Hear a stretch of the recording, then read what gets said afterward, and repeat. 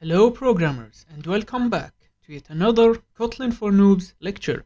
I am your host, codingPotato. In this lecture, we will be having a look at Kotlin's flow control. By the end of this lecture, we will have covered the very basics of programming with Kotlin and can finally start with our exercises using IntelliJ. So let us start with our lecture.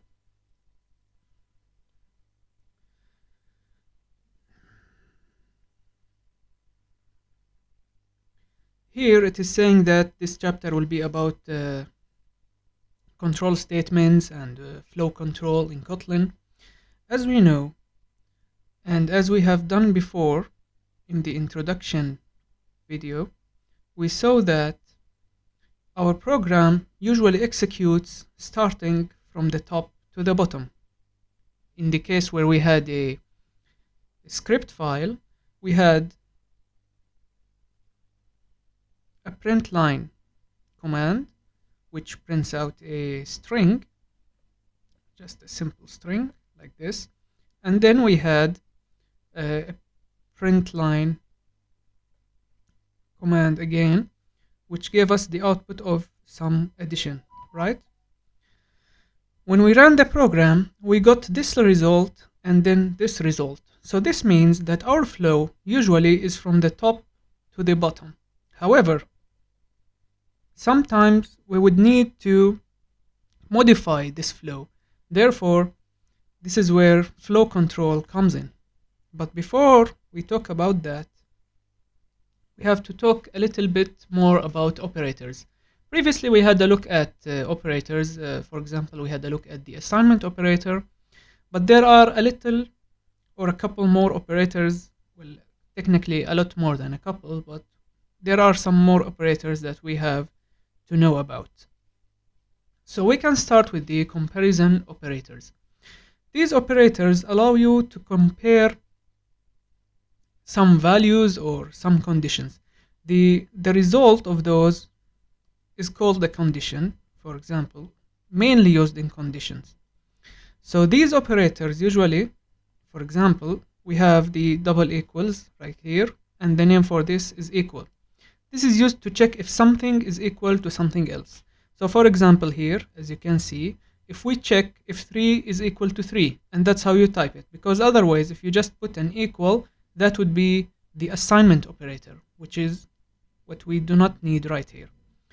These operators will return a result that is either true or false. And true or false mean that it is a Boolean value. Booleans have only two values, either true or false. So using these, we can have conditions. So, for example, let's not talk about conditions right now. So if you say, for example, 3 is equal to 3, of course you will get true. 3 equals 3 will give you a true.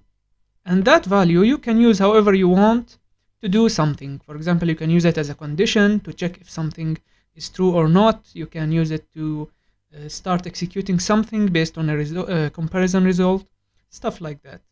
And you have a lot more. As you can see, you have less than, greater than. You can use all of these, less than or equal, which is slightly different. You have greater than or equal, and you have to memorize these. And after you memorize them for the first time, they will be just very easy to use. So we can actually try.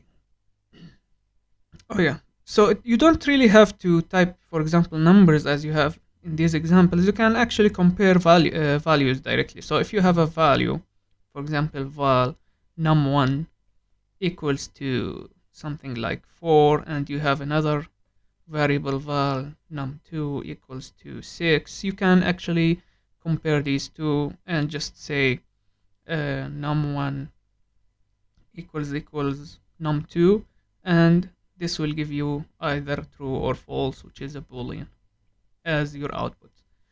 So we can have a look at this right here. Try it quickly.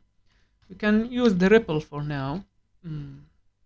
Kotlin, as we did in the introduction video, just to see how this works. So for example, if I say 3 equals 3, hit return, variable. I have to use variables. Oh yeah. Alright, so this does not work as oh no, wait, I made a mistake. It's double equals. Yes, don't need to use variables.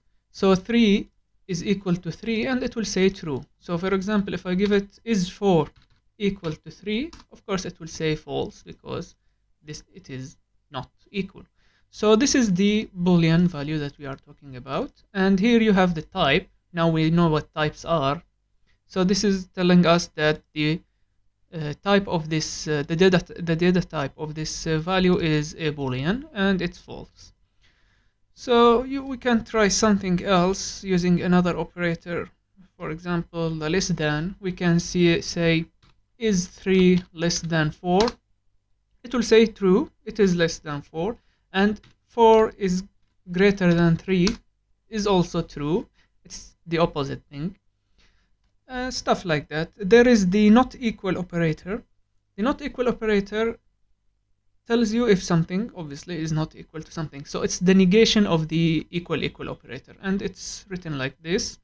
So is 3 not equal to 4 or 34?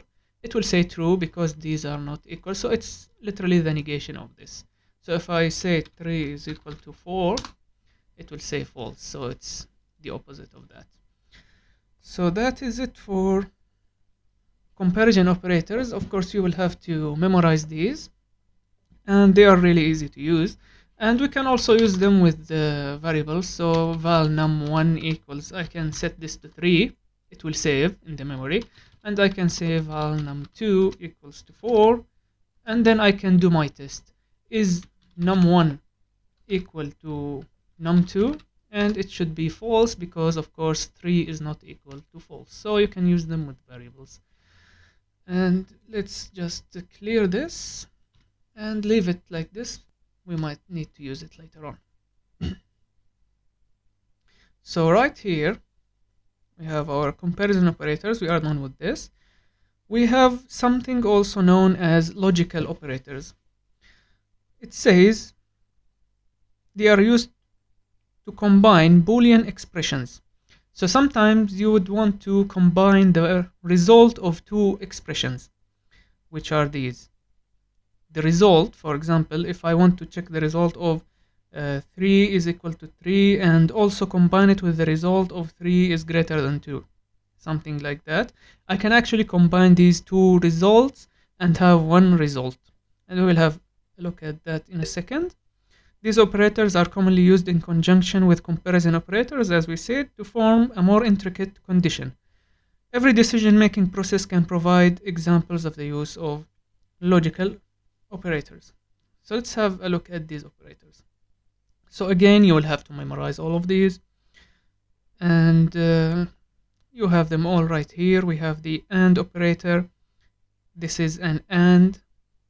The double AND is a shortcut AND. The OR, let's have a look at these four. The OR, the NOT.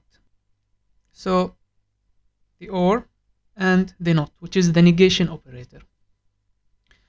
So the description, you can see the description.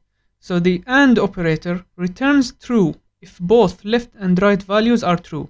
So if I have two expressions, and see I have these two, and I merge them with the logical operator. So the result of this one and the result of this one will add up to one result. So if this is true and this is true, this will be true. If one of them is false, then the final result will be false. Just as the name says, if you don't want to memorize this right here, it's AND. So think about it as you talk normally in English. If you say if this and this are true, it will be true. The OR is a little different, as you can see here. Returns true if either the left or right values are true. So if this, as we say in English, or if this or this is true, the final result will be true.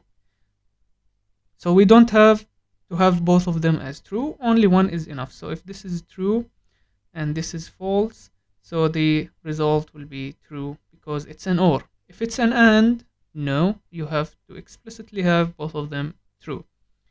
The not is used to negate things. Returns true if the value being tested is false. So here it says not flag. So if I say not true, so I'm just negating true, this will result in false, right? And if I negate false, what do I get? If I negate false, it will give me a true. This is used with flags usually, as it says right here. A flag is something where you have a condition, for example, and you flag something as, let's say, a light switch. If you have the light on and you want to negate the light switch, then it will be off, right? And if you have the light off and you negate the switch, it will be on. So flags are something like that, and we will, of course, have a look at flags later on in this course. So we can try some of these, one or two. It's pretty much straightforward. You can use it with the variables. So val number 1 is equal to 3 and val number 2 is equal to 4.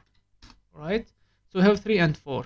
And we can say, for example, if num1 is greater than num2 and num1, let's say, is equal, let's have this as true, so we can just change the result as we want, is equal to 3. So here we are using a variable, and here we are comparing it to just an integer, hard-coded integer. So if you see the result here, it's false because num1 is equal to 3, but num1 is not greater than num2, so one of them is false, and we have an AND operation, which means it's false. If we want it to be true, we have num1 is less than num2 and num1 is equal to 3. Now the result should be true, just like that. So we are combining two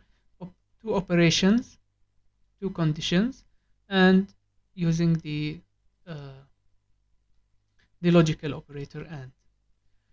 So that is all there is for.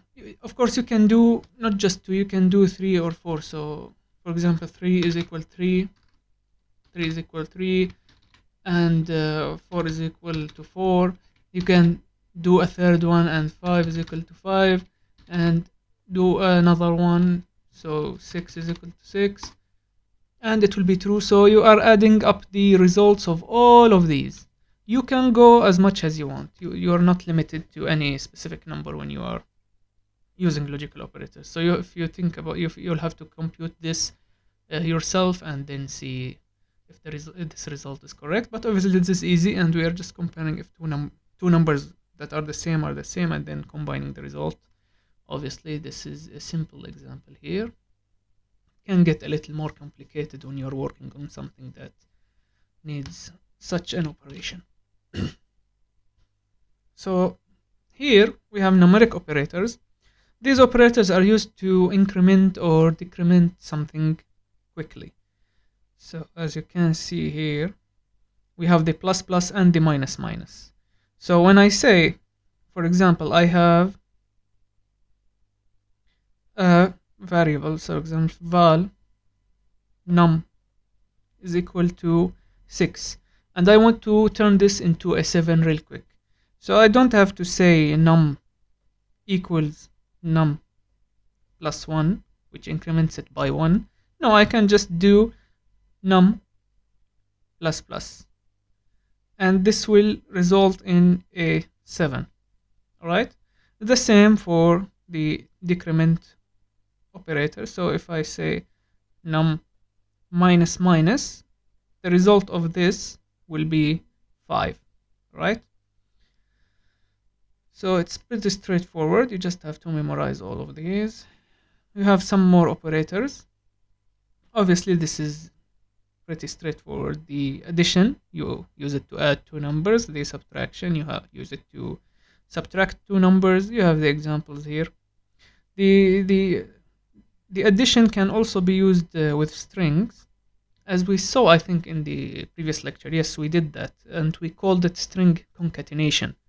So you say hello as a string plus hello. This will concatenate these two, and it will become one string that says hello world, like this. So it can be used on strings and in addition to integers, doubles, so numbers in general. You have the multiplication, which is used as the asterisk or a star. This means the multiplication because you can't use x. X is a character. So like this, 2 multiplied by 3 and 2.5 multiplied by 1.2. We have the forward slash. Forward slash works as a division operator. Divide two numbers. You say 6 divided by 3, 3.4 divided by 1.2, stuff like that. And the percent character, this gives you the remainder. The remainder is when you do subtraction and you get the remainder, if you are familiar with it in math, this will give you the remainder of the division operation, the percent character, just like here. So again, you will have to memorize these. Nothing too complicated about them, just things that you can use to accomplish your tasks. So the assignment operators, previously we had a look at the assignment operator, as we said, which is just the assignment operator, equal. You use it to assign values to, or variables, a value to a variable, change it, stuff like that. You have a couple more here. These are more like shortcuts. So the plus equal is equivalent to this, for example. And you have the same operators as here, but they have these shortcuts, all of them. So let's say that it's this. Let's explain one, and the rest are pretty much the same. If I do plus equal, it is equivalent to x equals x plus y. Example, x plus equal y. What does this mean? Do we have space here so I can write? Okay, doesn't matter, I'll write at the bottom. So let's say that we have a variable number num equals to 6, and I would like to add a number. Like we said before, we do num, right, equals to num. Let's say that I would like to add not 1, because we know that we can increment it directly using the double plus thingy, but instead I will say that I would like to add another 6, so the result is 12. Instead of having to type all of this, there is this shortcut, which is this one. I can do num plus equal 6. This is equivalent to this right here, as we can see.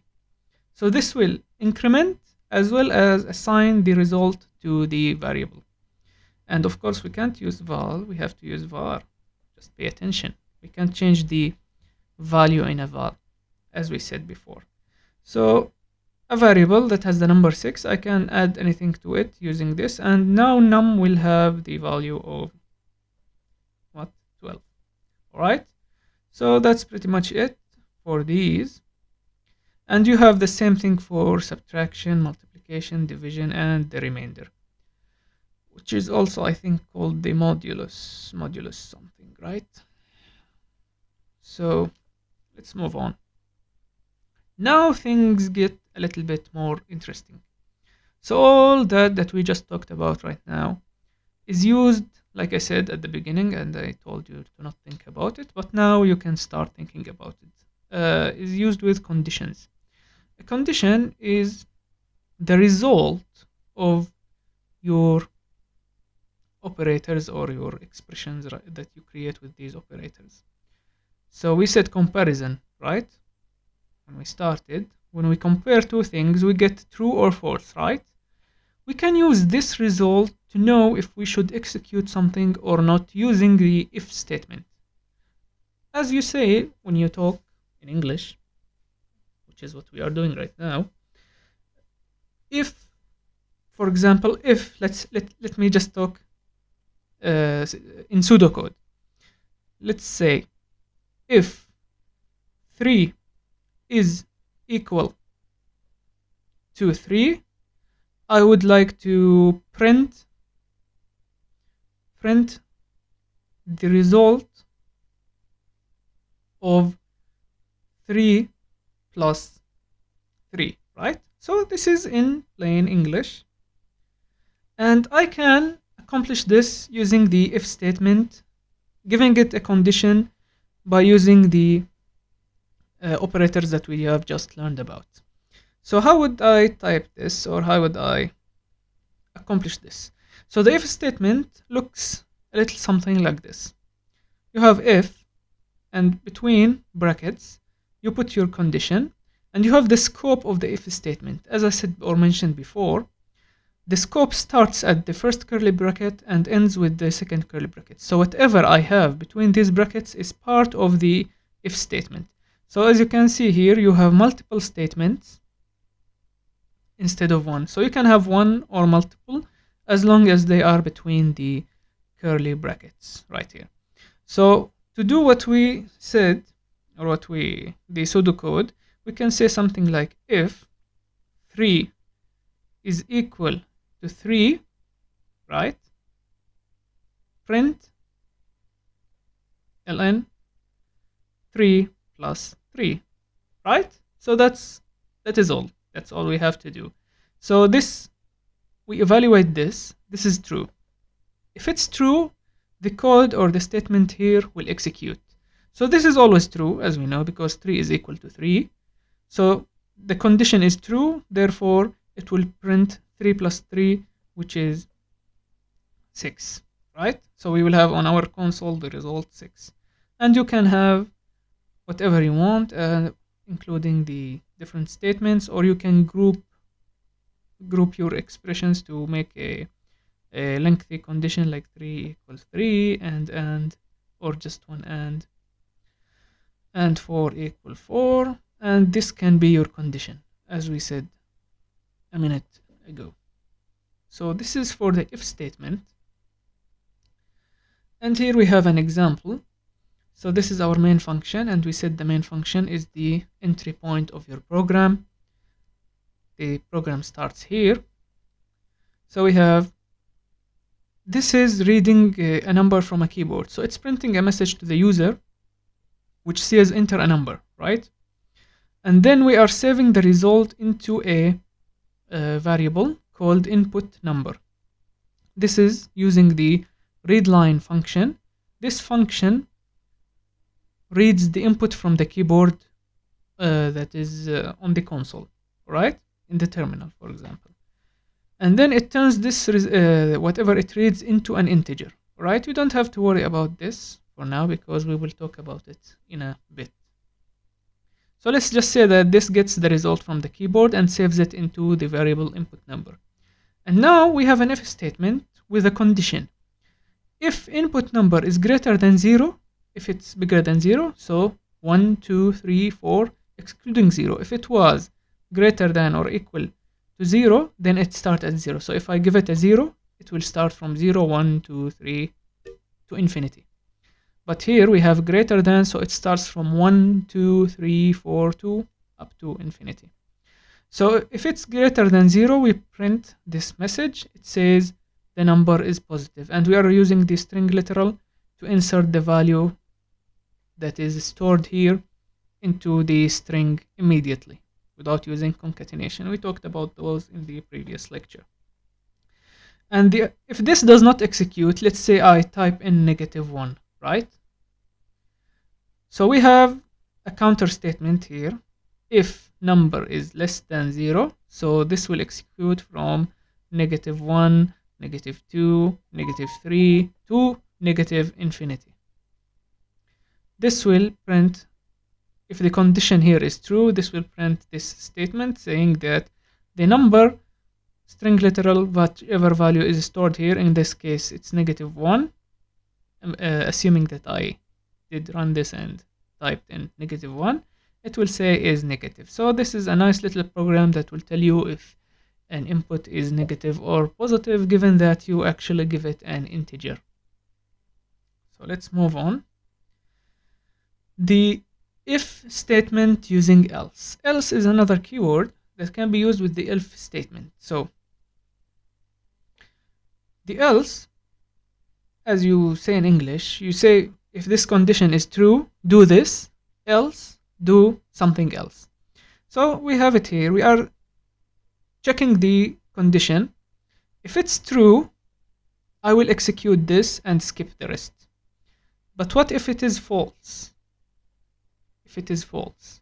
If it's false, I will skip this and go to the alternative statement, executing whichever is in the scope of the else, right? So this complicates things a little bit more, but it's actually very useful. So if we look here, we have the same program as we did before, but we would like to improve it. Here we had two conditions that we are comparing, if the number is greater or less. But now that we know that we can use else, I can remove all of this.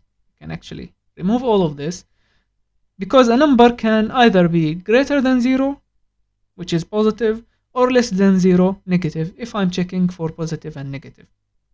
So I can just do else here, and if this fails, it means that it's negative, and I will insert this here and close my curly brackets, saying that this number is positive. See, so this saves me from typing all of this and using only one if statement. And as we can see here, so we compare the input number, which is our condition. If it's greater than 0, I will say it's positive, else. So when this fails, this condition fails, meaning that this condition result is false. When does that happen? It happens if the number is less than 0. So this is greater than 0. If it's less than 0, it will give me false, right? So -1, -2, -3, up till -infinity. I will just execute this statement. So see how this saves me a lot of time, and it also saves on your computational power. So the complexity here is better if we ever get into discussing complexity of programs. So now we have the if statement again, but with else if. So we have if with else, and if with else if. It says sometimes it may be necessary to test multiple conditions, as you can see right here, multiple conditions. So people have actually thought about that. So if you have your condition, right, and this fails, what if I would like to check for another condition? And if I check the other condition and it fails, let's say it fails, using the else if, as you can see, new keyword, but it's not very different. So it's an else with another if, and it's the same thing. You open your brackets and type your condition. So if these two conditions fail, then I will eventually go to the else, which is, we can say that it is the default fallback of the if statement.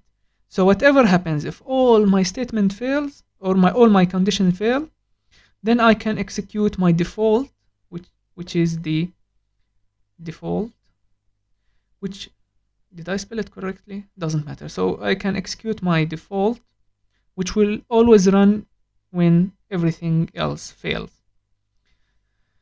So if you paid attention, you would notice that we have an issue here, right? The issue is, if I, the very smart user, type 0 here. What if I type 0? I don't say 1, I don't say -1. As we said, we compare greater than. So greater than 0 or less than 0, right? What about equals to 0? So if I type 0, what will happen? Will it explode? Will it blow up? So right here, this saves our problem. What we can do, right? What we can do, our first condition will be if the number is greater than 0, say that the number is positive, right? And our else says that if the number is less than 0, we say it's negative, right? But if the number is equal to 0, right here, we use the else if. Else if the number is equal to 0, we will say the number using string literal is 0. And there is a mistake here. There is a typo. This should not be here. This should be here, okay? The number string literal is 0, and this will just be the number 0 is 0. So this saves our program from doing anything stupid. So we have 3 conditions using the else if. And by the way, you are not limited. You can keep giving it conditions. So if, else if, else if, else if, else if, and conclude with else. Else would be your default in case all of your conditions fail. So right here we have only one else if. You can have as many as you want. You can keep on giving it conditions and until your purpose is satisfied. Now, this is something that is special to Kotlin if you are coming from Java. As the name suggests, and we already talked about the difference between statement or expression. A statement does not return a value, right? While an expressions usually return a value. That's why our conditions are expressions actually, because when I say 3 is equal to 3, is this a statement or an expression? Of course it is an expression. Why is that? Because it gives us a result back, either true or false, which is a boolean, right? So therefore this is, I can't spell today, boolean. So this is an expression, or can be considered an as expression. A statement does not return a value. So the name for it is if statement, because in many other programming languages that came before Kotlin, an if statement was a statement, does not return a value.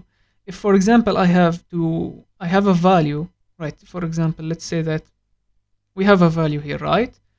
If I want to change, or let's say that it's a var, not a val, a var, alright? So if I need to change the data that is inside this variable, I can do some conditions, and if one of them is true, I can say input number, change it, input number, change the value in it equals to 50. Let's say that we are returning a value to the user, right?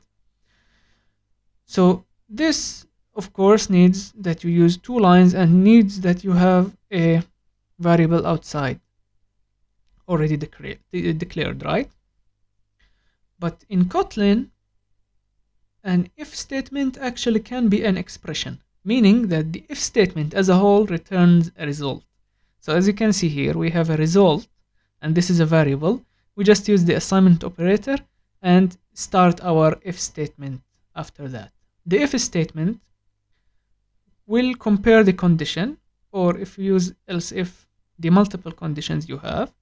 If this is, say, true, this is true, right? Then it will assign or return. Whenever we return a value or give back a value, we say return. So the if expression, let's call it expression here. The if expression will return this value and it will be saved in the result. If this fails, we already know what will happen. If it's this false or fail, if this fail, the if expression will return this value and it will be saved into the variable that we have, which is called result in this case. So this makes the if statement an expression in Kotlin, which is something that is nice to have. This is faster and easier to work with than having to declare a variable outside and assign it a value and then change it manually inside of your scope of whatever you have here. And we have an example right here. So let's say age, right? And we have let's say here it is static. We are not we can read it from the user, for example, but here is static. Let's say I have age is 18 and I have my if expression and I have my variable here called status. It's comparing the age. If it's less than 20 and greater than 12, this would be a teenager. Here it is returning a string. This string will be saved in status, and of course, since I have 18, this is true and this is true, the return would be a teenager, and when I print it out, it will say 18 string literal dash you are the value that got saved into status, you are a teenager, right? Let's say that I change my age and do less than 12, so I do 11, right? If it's 11, this will fail, right? So it will go to the else. So it will save this value into the variable right here, and it will say, let's do the funny technology. You are not this value. You are not a teenager.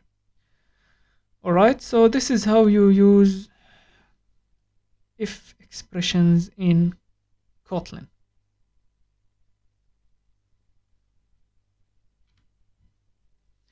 Moving on, what we have here is the nesting of if statements. So this is just logical or logic, should make sense to you. So far what we have been doing is just following our code. As we said, the flow is from top to bottom, from the top to bottom, right? And the if statements or if expressions follow this concept. So if you have an if statement, the only difference is that when we have regular statements here, and then we have an if statement, and then we continue with some statements, and the if has, let's say that if has a scope here, and it has a statement of its own, right? So this if statement is just modifying the flow by having a condition that will either run this statement right here or not. So we are skipping, like if we think about the topology that we have, we go from top to bottom, except we might skip right here if the condition that we have returns false or fails, right? So that's all that we are doing with if statements. However, it is possible to insert to the scope of the if statement right here, after or before the statement that we already have, another if statement, right? This means that if this if statement skips, right, everything that's in its scope will also be skipped, including this if statement, right? But if this does not skip, the first if statement, it does not skip. So now we have, let's say that we have a normal statement here. This will run, right? Because this statement did run the if statement. And then after this runs, we have another if statement inside the first if statement. So this will either skip or continue, right? So this second if statement is dependent on this statement, where if it will run, it will run, it might run. If it does not run, it will not run at all, right? But this one is not dependent on the second one, as the second one is inside of it. As we can see with this small example right here, we have the first if statement, this is number 1, and we have a statement here. If this runs, if this run, this statement right here will also run. But the if statement that's also inside the big if statement, this is 2, does not necessarily run unless this condition comes true. Alright, so that's the same thing. As you can see, you can put whatever in this scope, whatever you want, whether it's a statement, a normal statement, an if statement, 1, 2, 3, 10, 20, 500, whatever number you need to put in there. So that's just logical, and I hope it makes sense. So now we are having a look at the very controversial topic of null with Kotlin. Kotlin does not really like null values, and we will see why in a bit. So here it says null is a special value, and we are hearing about it for the first time. Null usually means nothing. So it's not always the case that when you return a value or assign a value, you assign it a value that exists. For example, a number, a string, or something like that. Sometimes you want your variable to mean nothing, so does not exist. If we can have a simple example, for example, in math, when you draw a function, right? And there is when, for example, oh, where's my pen? So in math, when you draw, let's try to make it straight like this. So when you draw, let's say, a function, so this function is continuous, right? Because the graph is continuous and there are no breaks in it. But let's say that there is a break in your function or in your graph, like this. And I ask you, what is the value here in this section? So I give you the x, let's say that this is 3 right here. I give you the x, and I tell you find the y here, which is this line corresponding to this. And you tell me I can't find it. Why? Because it does not exist, so it is undefined, right? Undefined. And sometimes you would be making programs that work like this. I tell you to find something that in a graph, if you're making, like, say, a calculator or something, you would assign this to the value null, N-U-L-L, right? In math, here you will take the limit, left, right side, something like that. But we are not doing math here, we are doing programming. So null means undefined, does not exist, something that, as you can see here, nothingness, or the absence or a value. It says in programming languages such as Java, a variable that can hold a reference type, like an object or instance of a class, can have the value null. We did not study yet about classes, so don't worry about that. Just imagine a variable that is null, which means it does not have a value stored inside of it. However, if you try to perform an operation on a null value, it can result in an error like null pointer exception.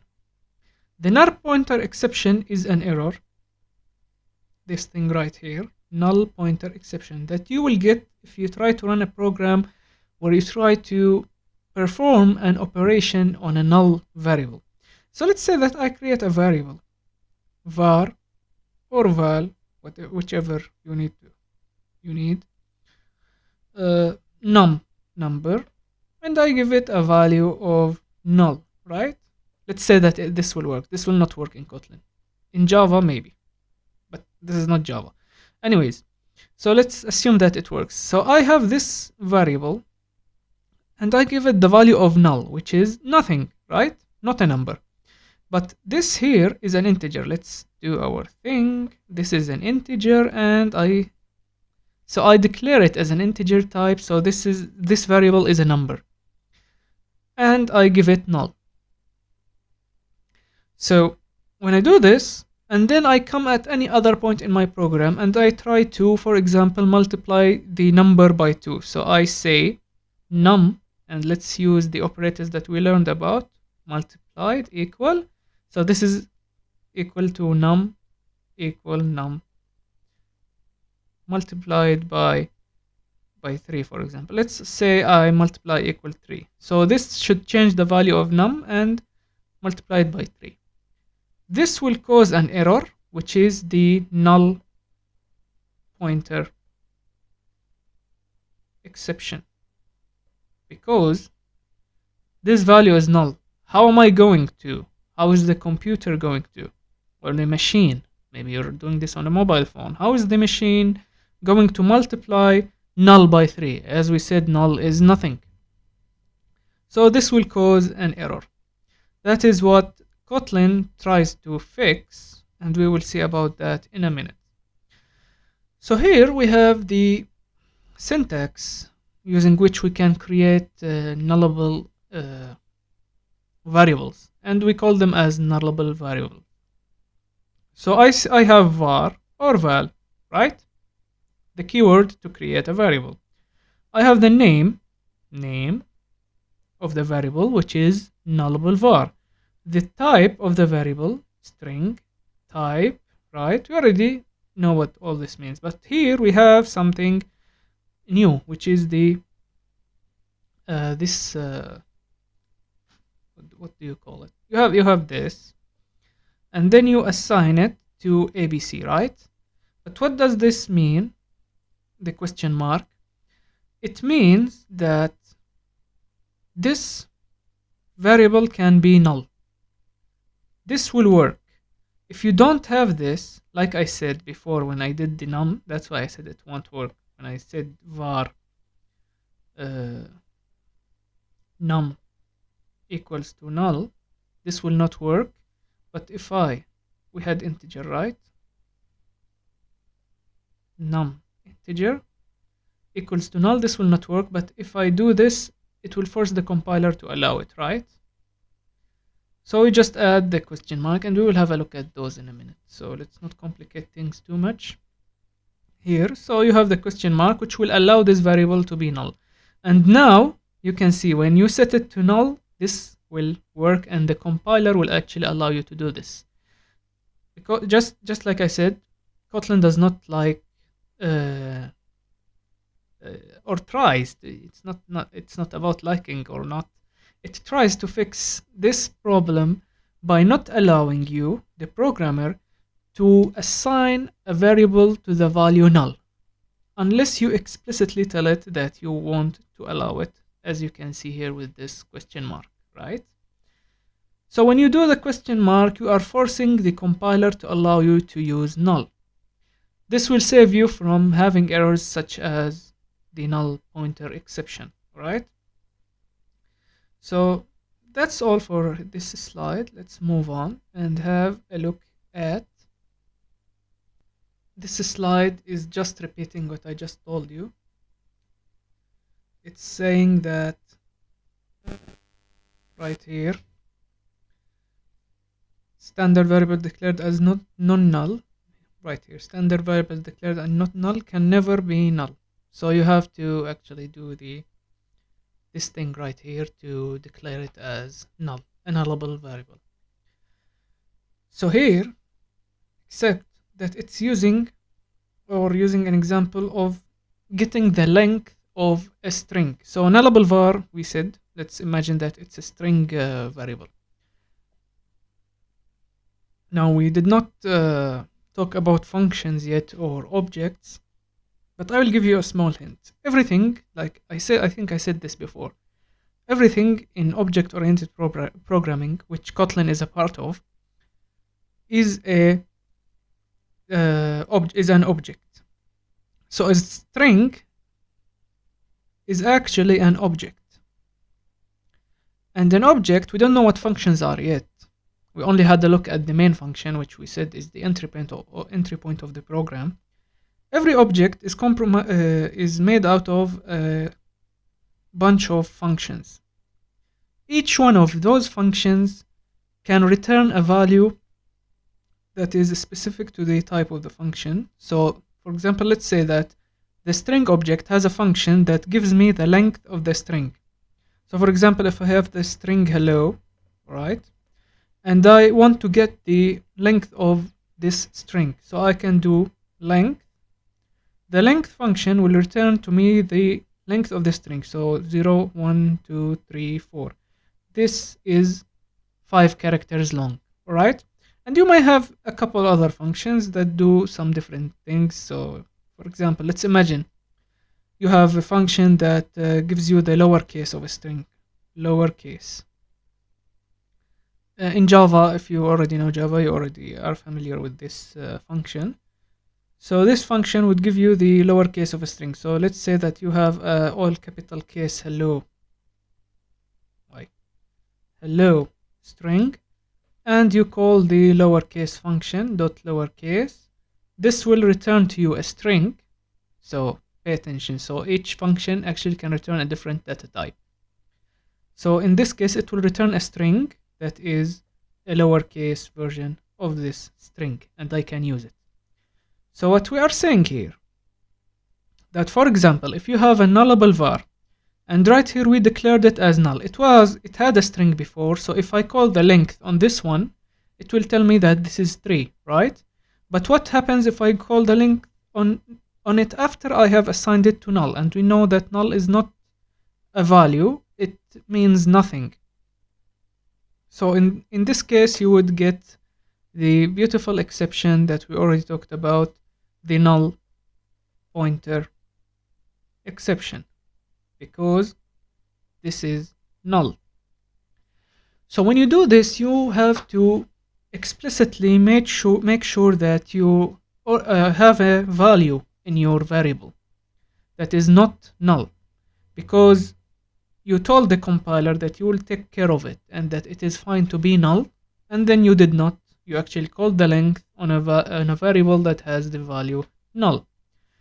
So that is what this means right here. It's telling you that you have to pay attention when calling functions on variables of a specific type, that you actually have data in that variable and not the value null.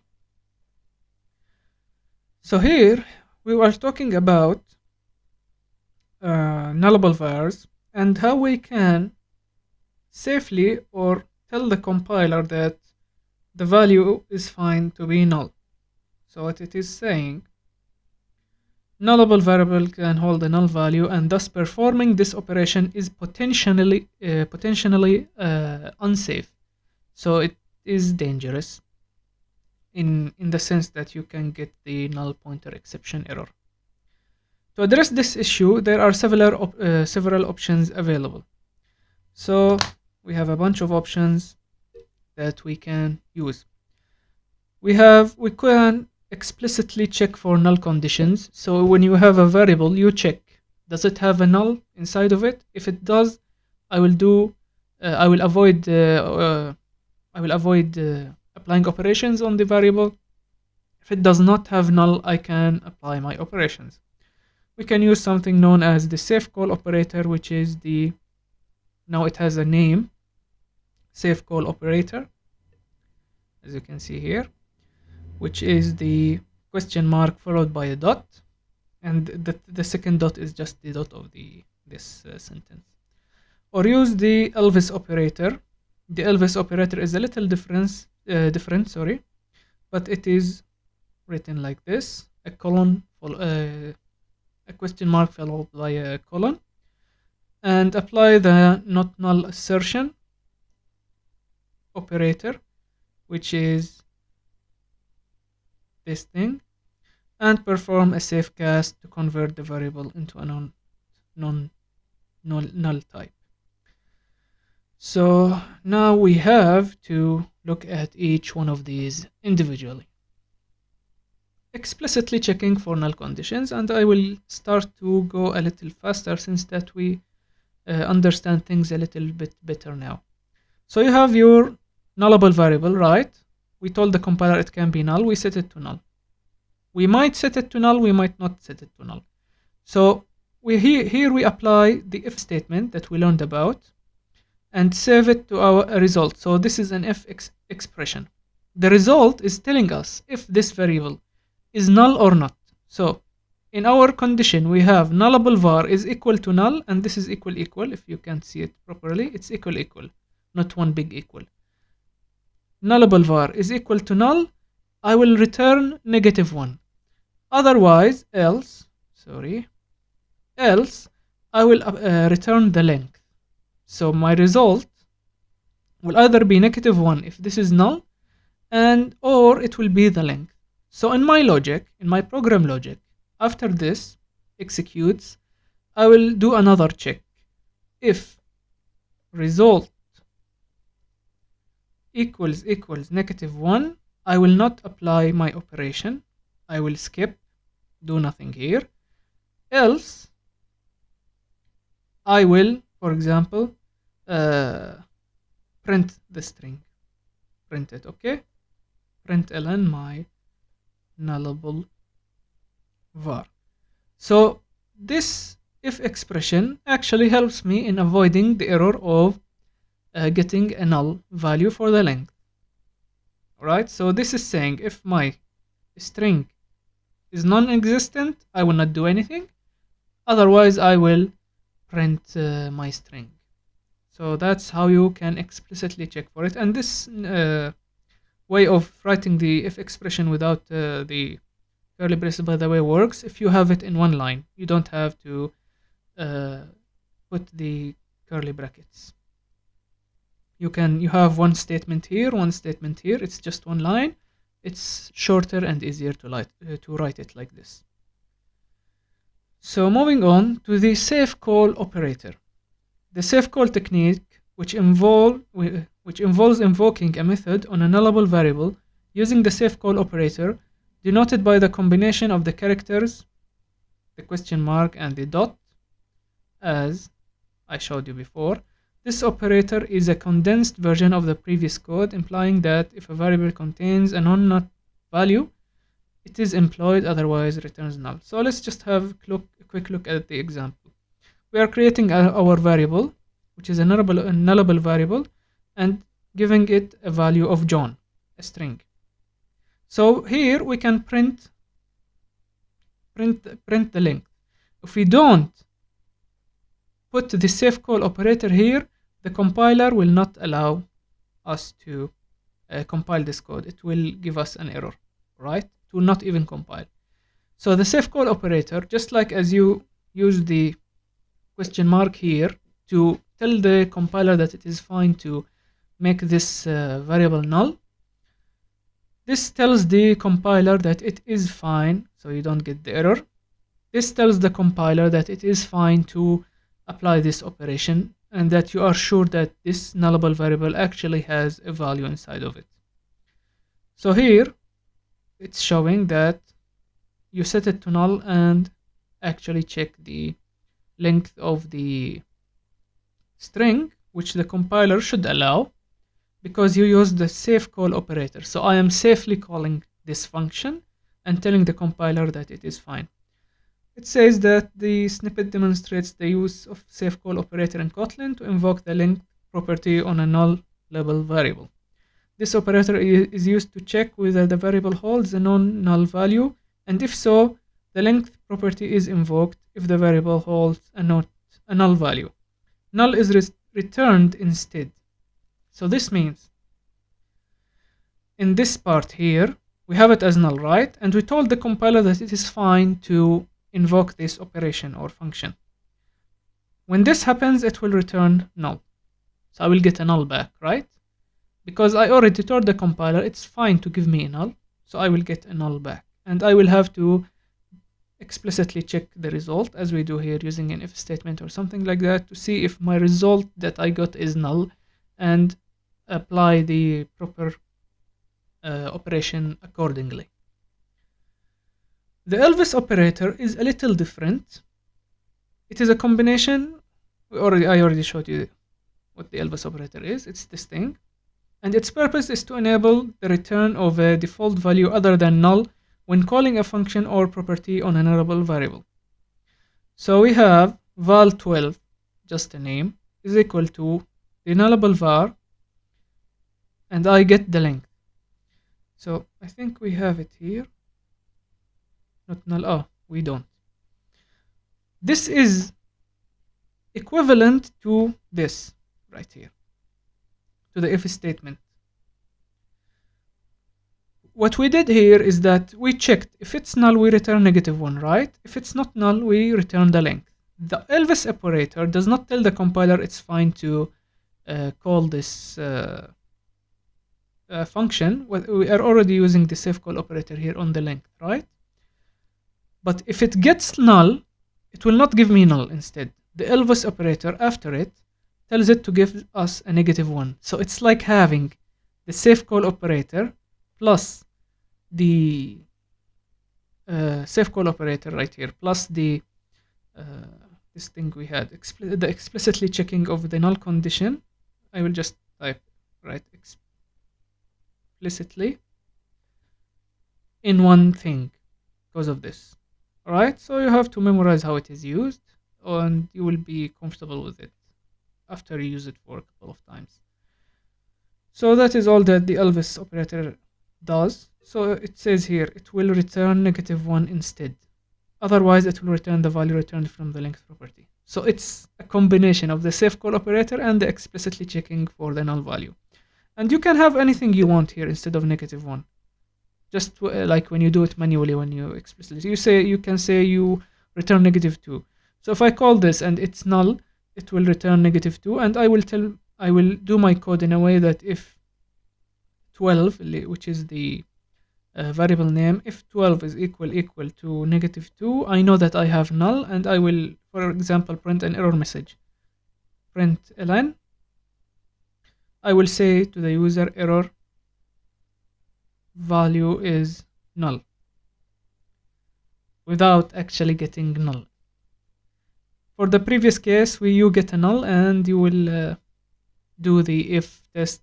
The condition would be if it's equal to null. Alright? That's the difference between those two. And now we have the not null assertion operator. The not null assertion operator is represented by 2 exclamation marks. It enables a nullable variable. I already showed you the not null assertion operator. It enables a nullable variable to be treated as a not null type.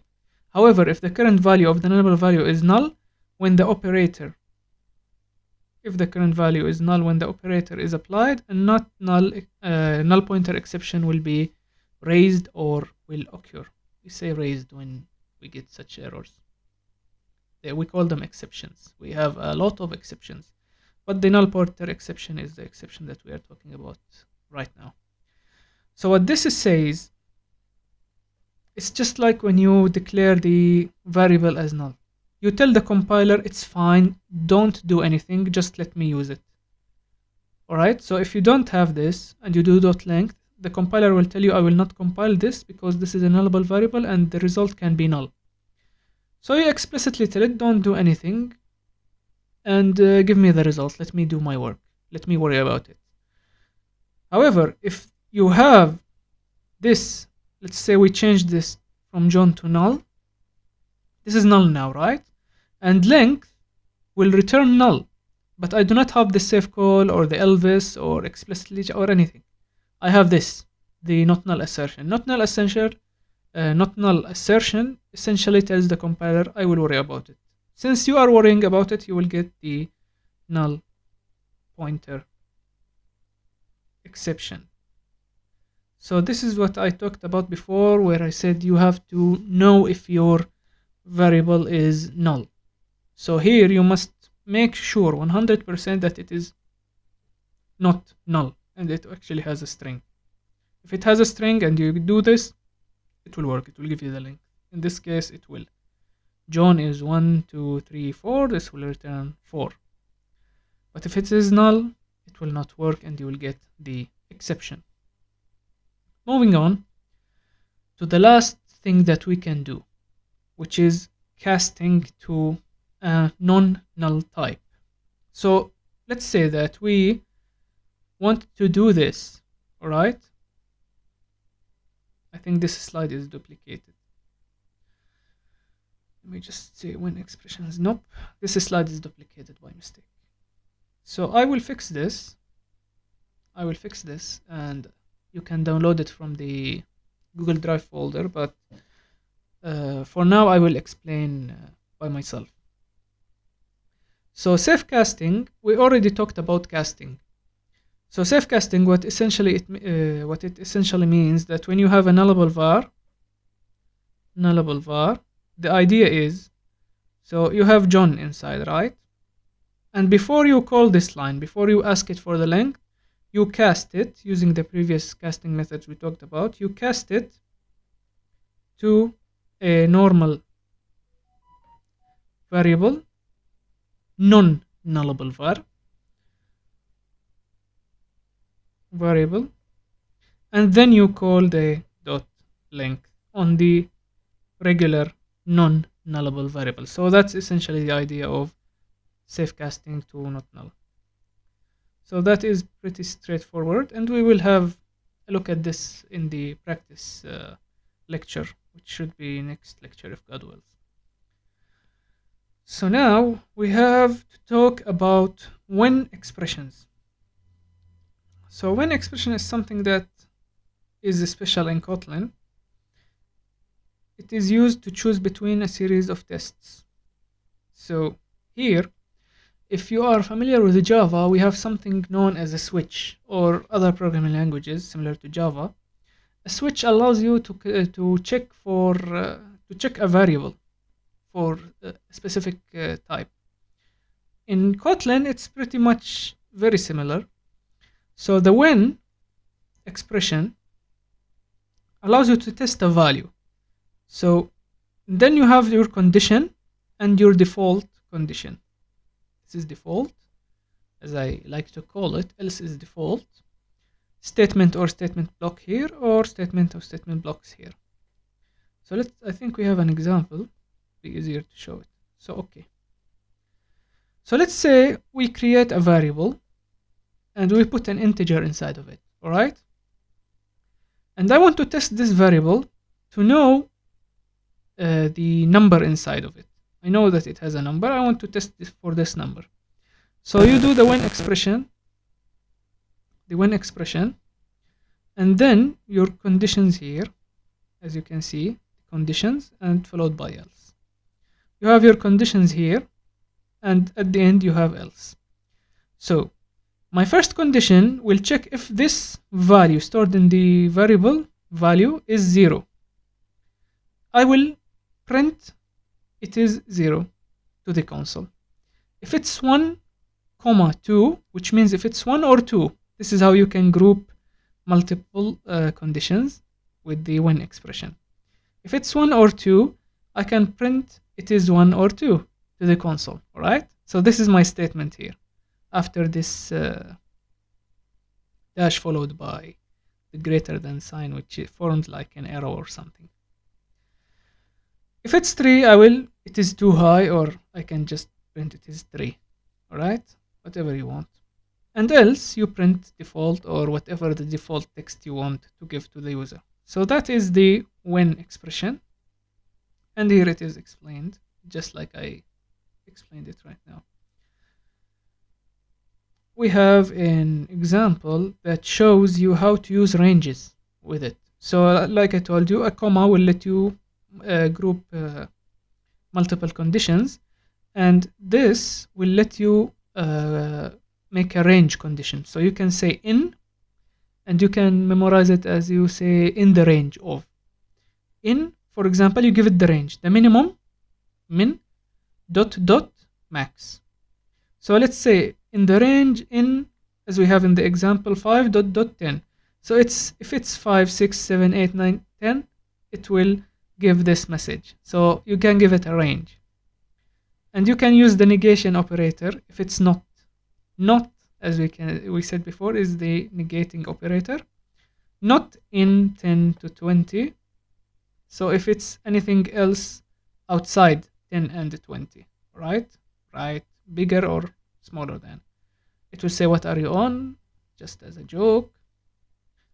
Else, if all of these fail, all of our conditions fail, the default condition will print bad number. And here we're using it as an expression. As you can see, it's an expression, which means that the when expression actually returns something. So we are saving it into a variable called message. So message, and then after the operation is done, you can see that this is the scope of the when expression. After this is done, I can continue with my code going from top to bottom. My last statement is to print this the value in message using a string literal. Alright, so this makes sense, I hope. And this only explains whatever I told you about the range and not in negating the range. Alright, so you can read that by yourself. Here it says can also be used with string, also can be used to determine the variable data type. I think you can. So we used it with strings, I hope it was obvious that we have used it with numbers here, but I did not specify that you have to use it with a number. You can actually also use it with a string to compare strings. So if this is John, my first condition, if it's John, if these two are equal, it will print dad. If it's Denise, so if I change this to Denise, it will come here and will print mom. If it's something else, like Among Us, for example, this is Among Us, then it will not mom or dad. So this must be the code for a very smart AI child. And here, what are we doing here? This is comparing the data type. So you can also use it to compare data types. So here we have a variable that holds any. Any is a keyword that indicates that this can be any data type. So either integer, string, does not matter. Or you can remove it actually in Kotlin. But let's say that we used any and it's 32. Alright? So we give it an integer. So this will be an integer. When x is the name of our variable, testing for this variable, we use the keyword is integer, and the name of the, let's say object for now because I don't want to say class. Class is what you use to create objects. Just some future information. It's a little early to talk about this right now, but a class is what we use to create an object. Alright? So this is the class name actually. Int is the class name of the integer object. So when I say is integer, this will compare the data type of the object. So if this is an integer, it will come here, right?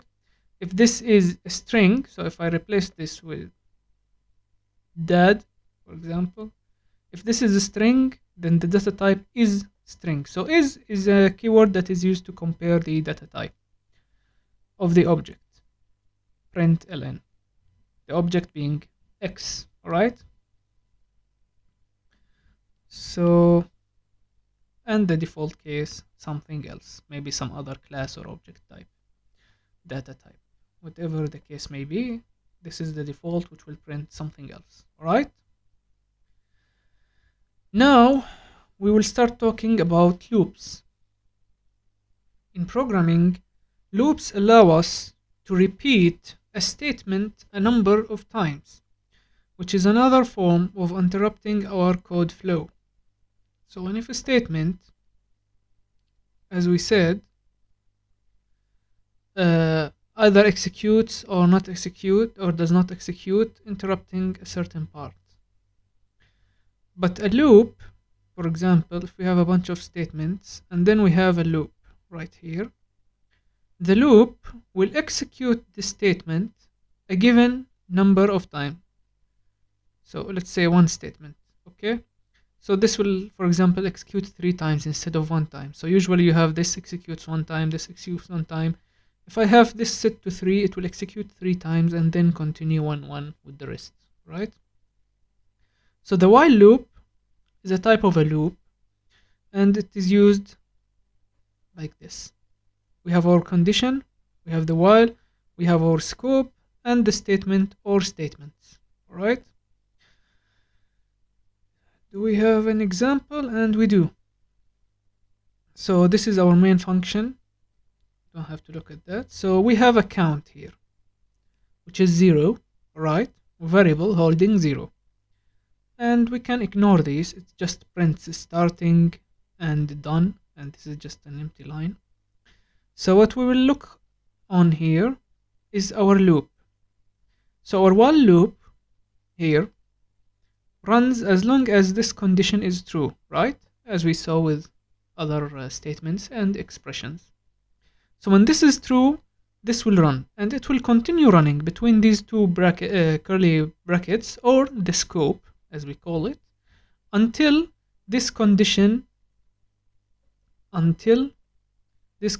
becomes false. And how does this condition update? We update it manually. So how do we do that? Inside our scope, after every time we do a statement, so this is a statement, after every time we run the statement, after every time we run the statement, we increment the count by 1. And we're using the operator that we talked about, which increments it by 1. So count starts at 0, as you can see here, right? So the first time it's 0. As long as it is less than 10, it will execute. So this code will execute at 0, 1, 2, 3, 4, 5, 6, 7, 8, 9. And it will stop at 9. Why? Because we have less than. If we have less than or equal, it will stop at 10. Because the count must be less than, not less than or equal.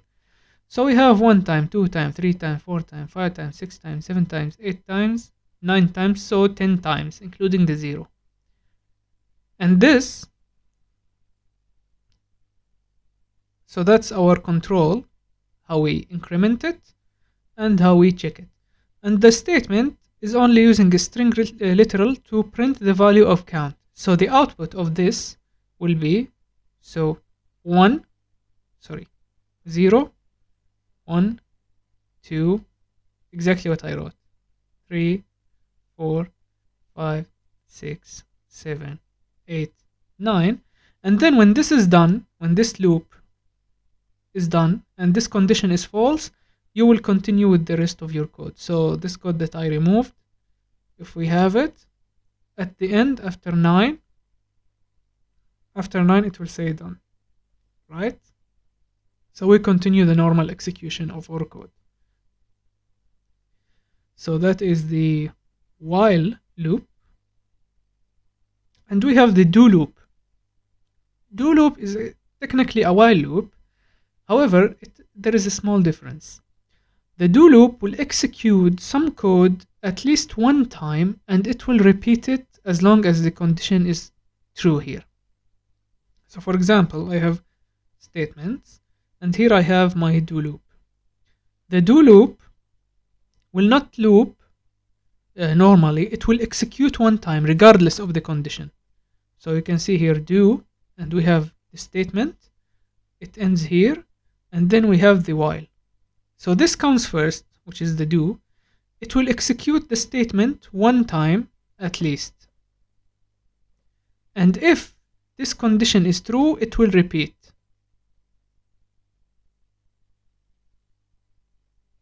If true, right? So here we have an example, and let's try to find the output. Let's ignore this, ignore the starting, it's just some fancy stuff to print in the console. We have the count, which we will increment, right? So it's 0 and it's printing the count. So do will run at least one time regardless of the condition. So let's do it. We run one time here, we reached here, we run one time the statement print count, the count is 0, and then I increment the count. I'll keep it in my brain, I'll think about it. It will be 1 now. So as now it will repeat the statement as long as the count is less than 10, which is true for now, up till 9 as we said, because it's less than 10. So it's 1 now. It will run the statements 0, 1, 2, 3, 4, 5, 6, 7, 8, 9.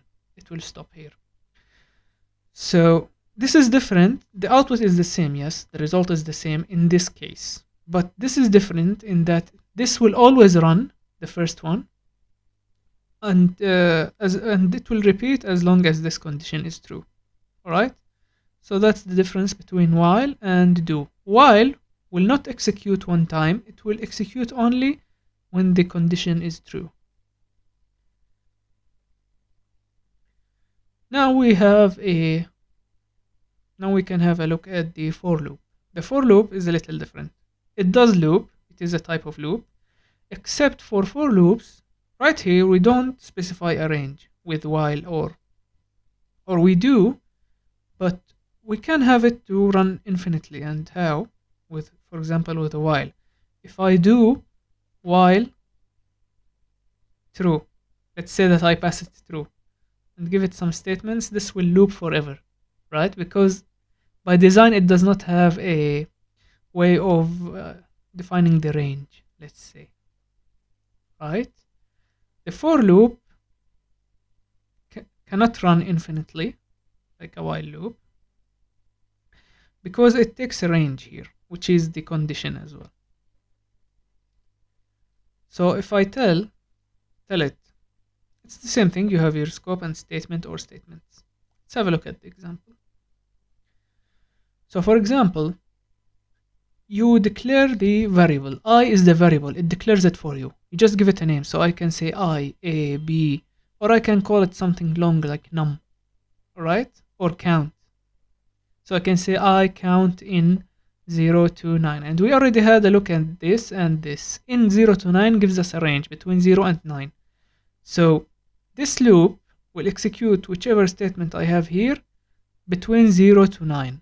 And each time it increases, you don't have to increase the count manually. It does it by itself. So after each iteration, it will increase the I by 1. Right? So it will go from 0 up till 9. The same output as we had before. However, we don't have to increment I manually. It will declare I for us, and we can use the value of I in the output to show to the console, and it will increment it after every step. However, this will do one by one for the range. So 0, then 1, then 2, then 3, then 4, right? One step at a time. You can do something fancy in Kotlin. So first of all, you give it the range and the variable name, and then you use the keyword step followed by the number of steps you want. So this will do 0, and then not add 1, it will add 2. 0, 2, 4, 6, 8. This is the output, right? So we are skipping one number. If you do step 3, it will be 0, 3, 6. Okay? So you can control the step. This is something that is special about Kotlin as well. Now you have other keywords. Until will include will not include the last number. So here, when I give it a range 0 to 9, it will include the 9 if my step is 1, right? Up till 9. Until will stop at m minus 1, which is, this is n. If we say that this is m, this is n, m. So it will stop at m minus 1. Just a code for it, just like you do in math, like x and y. So m minus 1 would be 8. So my output, if I use until instead of the regular way with in and we define a range, this will go from 0 to ... up till 8, and it will stop at 8. So it's just another keyword or way to do things. You have down to. Say that you want to go from a high number to a lower number. So let's say that I want my loop to go from 9 to 0 instead from 0 to 9. You can use the down to keyword. The down to will decrement instead of incrementing. So from 5 down to 0, or let's say this is 9. So it's the same example. 9 to 0. So it will be 9, 8, 7, 6, 5, 4. So it will go the opposite direction, alright? So that's just another keyword to memorize and know what it does. Until, the down to, the normal range, the step, stuff like that you have to memorize. And now we will talk about loop control statements. Control statements allow us to interrupt loops. So let's say that for any reason I would like to stop my loop at some given value, and there is a mistake here, so there we should have another curly bracket. So this if statement is inside this for loop, alright? And here I am looping from 0 to 5, right? From 0 up to 5 or 4, we said, because the until will stop at m minus 1, alright? But let's say I just want to stop it at 3 without defining the range. I can have an if statement. So this says, if I, which is my looping variable, is equal to 3, if I is equal to 3, I will break. The break keyword tells the compiler to stop this loop that it's currently in, the for loop in this case. Though it will work on the while loop and pretty much any loop you can think of that Kotlin supports. So break will tell it to break, stop executing at 3. So my output will not stop at 4, it will stop at 0, 1, 2, 3 instead, because I broke out of the loop as my condition of the if statement here tells it to. Alright? So the I reaches 3, this condition becomes true, whatever in my if statement will execute the scope, and it just says break, so it will break out of this loop. Alright. So here it's a little bit more complicated, so let me use my highlighter to show you. Right here I am using this syntax to give my loop a name. Alright, so it says loop, so the name is loop. This is just a name that I'm giving to my loop, and it can work as well on any loop. So why is this? Because here I have nested loops, so that's why I said it's a little complicated if you're seeing this for the first time. So we have this loop, right? And I will change the color, and I have this loop inside the first loop, and then I have this if statement inside the loop that is inside the first loop. Alright, so let me just go back to my red. Alright, so we have two loops, so a nested loop. We already talked about nested if statements, so we have nested loops here. For each iteration the first loop has, the for loop that is inside will completely finish its iterations. So if this runs for 4 times, this will run for each time for 4 times, right? So this executes 1 time, this executes 4 times inside it. When this is done, you go to the second iteration of the first loop. So this runs technically 4 by 4, right? Multiplied by the times that this runs. So the thing is, I want to break out of the main loop. So if I have my break keyword inside the second loop, if I break, this will break this loop, the second one, the yellow one. But what if I wanted to break out of the red loop, the one on the outside, my main loop? That is why you have the loop naming thing here. So you can give it a name, and when you say break, you just type the name of the loop instead of just saying break. If you say break, it will break out of the loop that it is immediately inside. But when you give it the name, it will look for the name of the loop, and it will break the loop that has the name. Alright, so this is the loop control statement. This is when you have a complicated task which requires nested loops. And let's now talk about, what is this? This is talking about the continue. So we don't just we don't only have break. As we said, break will break out of the loop and stop it completely. But what if you want to skip one iteration and not stop the loop completely? So with break, so let's say that my loop works in this area. It's looping 1, 2, 3, 4 times. If I break at 2, 3 and 4 will never happen because I broke my loop. Not a nested loop, just one loop, alright? It has 4 iterations, and I broke after the second iteration. It will ignore 3 and 4, and I will continue my code that is here, alright? So breaking does not allow me to continue. Continue, on the other hand, it's just the continue keyword. You have your condition. Don't worry, this code looks a little complicated. You have your condition in an if statement. If this condition is met, aka it's true, then the continue will happen. What does continue do when you have it in a loop? So let's say we have a loop, some statements here at the beginning, and we reach the loop. The loop has 4 iterations, 2, 3, 4. At iteration 2, I do continue. The continue will ignore iteration 2 and continue with, so we don't do 2, we continue with the 3 and 4, right? So when I say here continue, this will skip. This is very complicated. It's doing the modulus, so the remainder of the I over 2. So I don't like this example. Just follow the concept, and we will practice about this in the programming session. So continue will skip this and continue the loop. So as you say, continue. After it's done, it will.